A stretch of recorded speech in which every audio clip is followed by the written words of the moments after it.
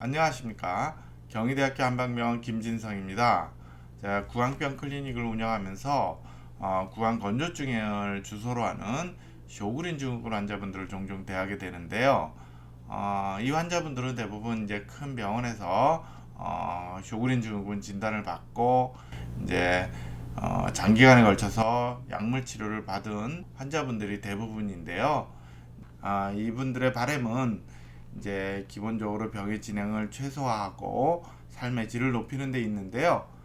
이를 위해서 효율적인 생활 관리와 또 한방 치료 방법에 대한 간략한 소개를 드리도록 하겠습니다.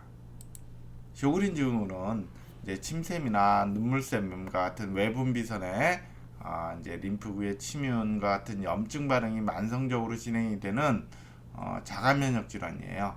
그래서 이제 구강건조증과 안구건조증이 주요 증상인데, 이러한 증상이 단독으로 나타나는 이제 발생하는 경우를 원발성 쇼그린 증후군이라 하고요. 그 외에 류마티스 관절염, 홍반성 루푸스, 경피증과 같은 다른 자가 면역 질환이 동반되는 경우를 2차성 쇼그린 증후군이라고 해서 병발된 어떤 질환에 대한 치료를 이제 같이 진행해야 되는 경우가 있습니다.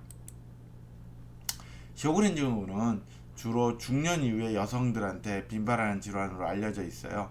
무려 남자에 비해서 여자가 9배 정도 더 많다 이렇게 알려져 있고요. 특히 40대, 50대의 중년 이후에 이제 호발하는 것으로 알려져 있는데, 구강이나 안구의 건조증이 이제 이런 특징적인 증상이 처음에는 가볍게 있다가 점점점 진행이 되는 양상으로 나타나서 적절한 진단이 늦어지는 경향을 보인다고 이렇게 알려져 있습니다. 그래서 쇼그린 증후군으로 이미 진단이 된 경우에 이미 타액선의 분비 기능이 많이 파괴된 경우가 흔하죠. 원래 이제 타액선은 예비 능력이 있어서 침 분비량이 50% 이하로 줄어들기 전까지는 특별히 증상이 안 나타나는 경우도 흔하거든요. 그래서 입마름이 현저히 나타나면 남아있는 타액선의 기능이 이미 20% 10% 이렇게 많이 줄어들어 있는 경우가 흔하다는 의미입니다. 그러므로 그 남아있는 타액선의 기능을 활성화시켜주고 또 더 이상 병의 진행을 최대한 줄여주는 곳에 초점을 맞춰서 치료를 진행하는 것이 이제 중요한 그런 상황이다라고 말씀드릴 수가 있습니다. 기본적인 생활 관리는 남아있는 타액선 기능을 이제 활성화시켜주는 거고, 구강 건조로 인한 여러 가지 증상들, 예를 들어 이제 말을 조금만 해도 입이 마르다든가, 또 음식을 삼키는데 어려움이 있거나, 야간 중에 이제 입마름이 심해서 자꾸 깬다든가 하는 삶의 질을 떨어뜨리는 여러 가지 요소들을 관리하는 게 아주 중요하다. 그래서 수면 중에는 이제 가습기 사용을 한다든가, 또 입술이나 입꼬리 쪽에 이제 건조감 줄이기 위한 보습제 사용을 이제 자주 하는 게 아주 도움이 되고요. 또 타액선의 기능을 이제 자극하기 위해서 껌 씹기를 하는데, 오전 오후 한 15분 20분 이렇게 짧게 껌 씹기를 해서 턱 관절에 이제 자극을 좀 줄여야 되겠죠. 그 다음에 충치나 이런 거를 이제 생기는 걸 줄이기 위해서 무설탕 껌을 사용하는 게 보다 좋겠고요.